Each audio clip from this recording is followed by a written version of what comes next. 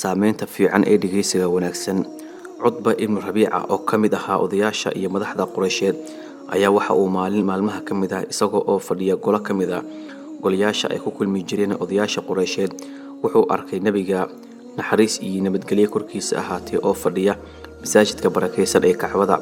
Cutba oo la hadlayay odayaasha reer Tulkiis ayaa ku yiri miyaysan habooneen inaan u tago Maxamed oo aan kala hadlo arrimo badan kana tusiyo dhinacyo kala duwan. Waxaa laga yaabaa inuu iga ogolaado inaan siino wax alaale wixii uu rabo si uu dhibka nooga dhaafo. Goortaas waxay ahayd markii uu soo islaamay nabiga adeerkiis Xamse, waxayna odayaashii Quraysheed dareemeen in tirada asxaabta nabiga ay sii kordhayso maalinba maalinta ka sii dambeysay. Odayaashii Quraysheed ee madashaas fadhiyay waxay Cutba ibn Rabiica ku yiraahdeen abaawilido waad fiican tahay istaag oo la soo hadal. Cutba inta uu istaagay ayuu u tagay nabiga naxariis iyo nabadgelyo korkiisa ahaatee waxaan uu ku yiri walaalkay wiilkiisiiyow adigu annaga reer Quraysheed ayaad naga mid tahay. Reer aabaha waa kuwa madaxda noo ah. Waxaa tahay nin isir fiican ka soo jeeda oo laandheera ah. Hase yeeshee waxaad la timid arrin weyn oo kala qaybisay reer Tolka. Awoodoodii waad kala dhantaashay. Cuqaashoodii waxaad ka dhigtay kuwo wax magarataa. Waxaad ku ceebaysay ilaahyadoodii asnaamtoodii iyo diintoodii.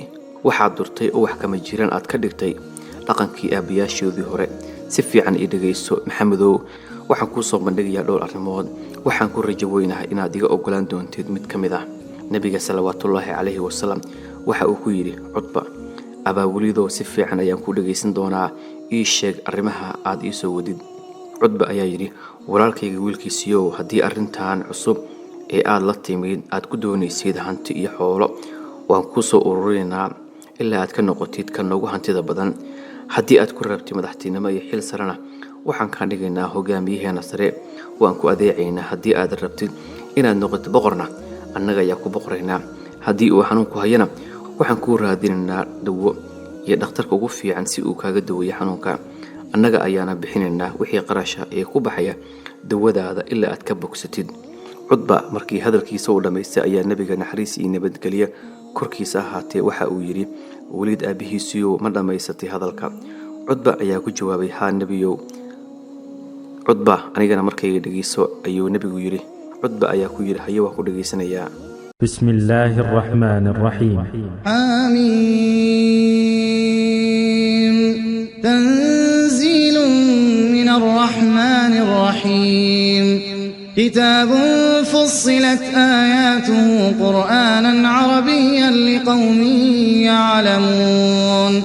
بشيرا ونذيرا فأعرض أكثرهم فهم لا يسمعون. وقالوا قلوبنا في أكنة مما تدعونا إليه. nabiga calayhi salaatu wasalaam wuxuu ahaa mid sii wata akhrinta.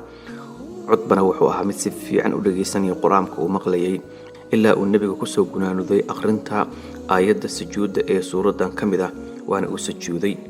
kadibna wuxuu soo eegay Cutba wuxuuna ku yiri abaawulido ma maqashay go'aanka aad ka qaadan lahayd wixii aad maqashay adiga iska leh.